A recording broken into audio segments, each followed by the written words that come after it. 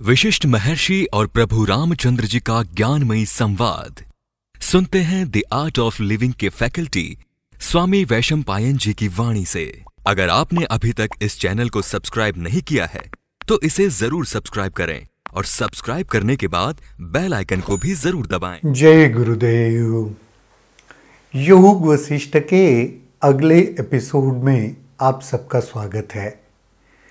पिछले एपिसोड में आपको याद होगा राजा जनक की कहानी चल रही थी और राजा जनक अपने उद्यान में जब विचरण कर रहे थे तो उनके कानों पर ऋषि मुनियों के कुछ बहुत सुंदर शब्द पड़े और जिसके वजह से वह आत्मचिंतन में खो गए। उसके आगे की कहानी को देखते हैं। वशिष्ठ जी ने कहा, ऋषियों के वचन सुनकर राजा जनक अत्यधिक दुखी हुए। उद्यान में विचरण छोड़कर महल को लौट गए और अपने परिचरों और अपने कक्ष से उनसे हटा दिया और वे खुद एकांत में जाकर बैठे। वह शब्द सुनने के बाद राजा जनक के भीतर कुछ आत्मचिंतन चल रहा था। वो आत्मचिंतन में अपने महल में लौटे और जो भी उनके सेवक सेविकाएं थे, जो भी वहां पे लोग व्यक्ति उपस्थित थे, उन सबको उन्होंने जाने के लिए कहा और फिर एकांत में बैठ गए। राजा जनक ने अपने आप से कहा, दुख की बात यह है कि मैं एक पत्थर की तरह इस दुख भरे संसार में लुढ़क रहा हूं। इस अनंत काल में मेरा जीवन काल है ही कितना, फिर भी मैंने उसके प्रति मोह कर रखा है। धिक्कार है इस मन पर। अगर इस पूरे विश्व के जीवन काल को हम देखें, ऐसे सोच के देखो कि यह ब्रह्मांड या यह पृथ्वी, इसको पैदा हुए कितने साल हुए होंगे? हजारों, लाखों, करोड़ों साल हुए होंगे। अब उस पृथ्वी के जीवन के सामने अगर उससे कंपेयर करके हम अपना ये जीवन देखें तो कितने साल का है? बहुत मामूली, 80-100 साल का। तो उस कंपैरिजन में हमारे जीवन का कुछ अस्तित्व ही नहीं है। लेकिन फिर भी हम क्या करते हैं? अपने इस तुच्छ, क्षुल्लक, बहुत ही छोटे से जीवन के प्रति आसक्ति रखते हैं, मोह पकड़ के बैठते हैं। धिक्कार है इस मन पर। इस पूर्ण जीवन काल में राज्य सत्ता का महत्व ही क्या है? लेकिन मूर्ख की भांति मैं यह सोचता हूं कि उसके बिना रह ही नहीं पाऊंगा। मेरा जीवन काल है तो एक क्षुद्र क्षण के समान। अनंत काल में पहले भी था और बाद में भी चलता रहेगा। मैं इसका सदुपयोग कैसे करूं? इस ब्रह्मांड के सामने मेरे जीवन का कोई अस्तित्व नहीं है और जो भी मेरा जीवन है उसमें से कुछ समय के लिए मुझे मिला हुआ ये राज्य सत्ता, यह राज्य, उसका क्या अस्तित्व होगा? तो उस कंपैरिजन में तो इस राज्य सत्ता का कुछ अस्तित्व ही नहीं है। लेकिन मन क्या सोचता है? अगर यह राज्य सत्ता नहीं रहेगी तो मैं भी रह नहीं पाऊंगा। यह जीवन ही इतना क्षुल्लक है, इतना छोटा सा है, क्यों मेरा मन इसके प्रति इतना आसक्त है? कौन है वह जादूगर जिसने भ्रमरूपी संसार उत्पन्न किया है और इस प्रकार मुझे भ्रमित किया है? मैं भी कैसे इतना भ्रमित हूं? जो समीप है और जो दूर है वह सब मेरे मस्तिष्क में है। मैं सभी बाहरी पदार्थों का भय त्यागूंगा। मुझे ज्ञात है कि सांसारिक व्यस्तता अंतहीन दुखों की जननी है, तो मैं सुख की क्यों आकांक्षा करूं?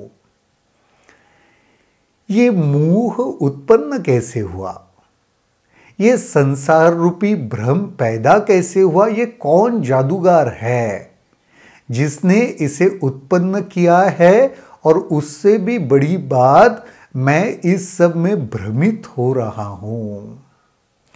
जो भी कुछ नजदीक दूर ये जो भी धारणाएं हैं, मेरे मस्तिष्क में उठी हुई धारणाएं हैं। क्यों इस संसार रूपी जो आकांक्षाएं है, जो चाहते हैं, उसमें मैं क्यों उलझ रहा हूं। क्षण पर क्षण, दिन पर दिन, महीने पर महीने और वर्ष पर वर्ष बीतते जा रहे हैं, और मैं देख रहा हूं कि सुख आता है और अपने साथ दुख भी लाता है। दुख पर दुख निरंतर आते ही रहते। सुख आता है और उसके साथ साथ दुख को भी लाता है, दुख को भी न्योता देता है सुख।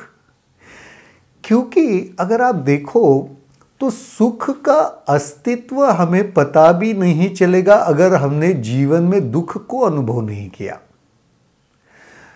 रात का अस्तित्व कब पता चलता है?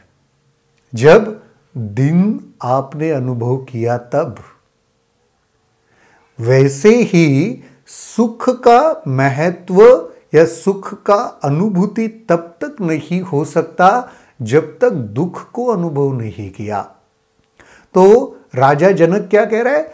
सुख तो आते हैं जीवन में, लेकिन साथ में दुख भी लाते हैं और वह निरंतर आते रहते हैं।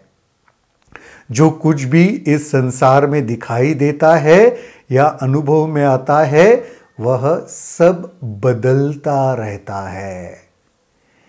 यह भी जीवन का एक बहुत बड़ा सत्य है।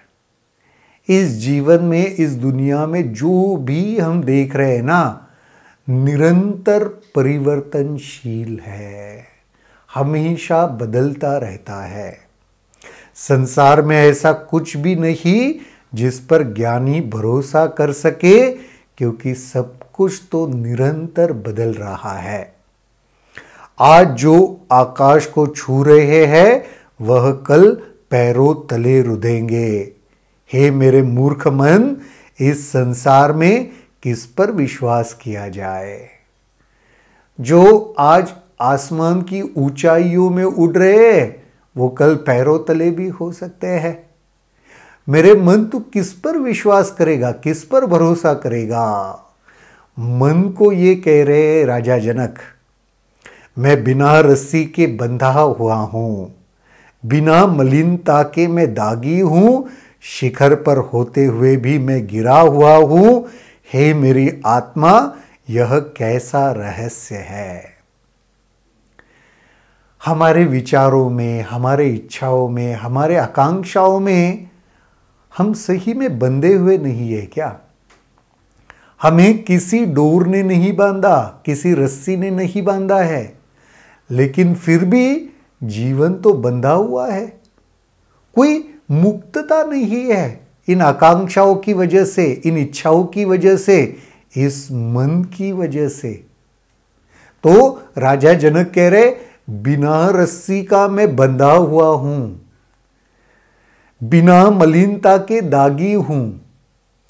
मुझ में कोई मलिनता नहीं है, फिर भी दाग लगे हुए इन सारे भूतकाल के, भविष्यकाल के, इच्छाओं के, अलग अलग चीजों के इंप्रेशन, संस्कार है जो मुझको दागी बना रहे हैं। शिखर पर होते हुए भी गिरा हुआ हूं। आत्मा हूं, ब्रह्मन हूं, सबसे सर्वोत्तम हूं, लेकिन मेरी संकुचित विचार की वजह से अपने आप को बहुत ही तुच्छ समझ रहा हूं। हे मेरी आत्मा, यह कैसा रहस्य है? इस रहस्य को जानने के लिए राजा जनक बेकरार है। जिस प्रकार सदा चमकते रहने वाले सूर्य सन्मुख तिरता हुआ बादल का टुकड़ा आ जाता है, वैसे ही मुझे अपनी रहस्यमय विभ्रम तिरता हुआ आता दिखाई देता है। कोई सूरज आसमान में चमक रहा है, उसको भी एक छोटा सा बादल का टुकड़ा आच्छादित करके उसके सामने आने की वजह से उस सूरज को ढक नहीं देता क्या? मेरे जीवन में भी मुझे ऐसे ही होता प्रतीत हो रहा है। वो अज्ञान है, जो भी कुछ है उसके वजह से मैं मेरे आत्म स्वरूप को ढका हुआ पा रहा हूं। यह मित्र और संबंधी क्या है, यह सुख भोग क्या है। जिस प्रकार बालक भूत को देखकर भयभीत हो उठता है, उसी प्रकार मैं इन परिजनों से भयभीत हूं। मैं जानता हूं ये परिजन वही रस्सी है जिससे मुझे इस बुढ़ापे, मौत आदि से बांध के रखा है। राम के जीवन में वैराग्य प्रकरण के समय में यही सारी बातें चल रही थी, याद है आपको?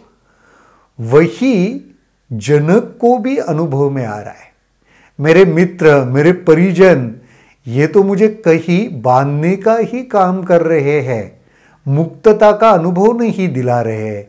इनमें मैं उलझ रहा हूं, ये कह रहे यहां पे। ये परिजन वही रस्सी है जिन्होंने मुझे बांध के रखा हूं और मैं अभी भी इनसे चिपका हुआ हूं। ये परिजन रहे या नष्ट हो, मुझे इनसे क्या लेना देना। बड़ी बड़ी घटनाएं हुई और बड़ी बीती बातें, बड़े बड़े लोग आए और गए, बस पीछे स्मृति रह गई। आखिर किस पर अब भरोसा किया जाए? देखो ना, इस दुनिया में कितने बड़े बड़े लोग आए और चले भी गए, जिन्होंने इस पूरे दुनिया पर जैसे राज किया था, ऐसे लोग भी आज शायद नहीं है। तो यहां पे तो सब कुछ परिवर्तनशील है, सब कुछ बदल रहा है। तो मेरे मन, ये तू किस पर आस लगा के बैठा है? परिजनों पर, अपने मित्रों पर? यहां तक कि देवता और त्रिदेव भी लाखों बार आए और गए। क्या स्थायी है इस ब्रह्मांड में? मात्र झूठी आशा ही व्यक्ति को दृश्य संसार रूपी दुख स्वप्न में बांधे हुए है। धिक्कार है इस दयनीय स्थिति पर। इस ब्रह्मांड में त्रिदेव ब्रह्मा भी आते जाते रहे हैं, हजारों बार आए और गए। इस ब्रह्मांड में कुछ भी शाश्वत नहीं है, सब कुछ परिवर्तनशील है। कितना सुंदर विचार है।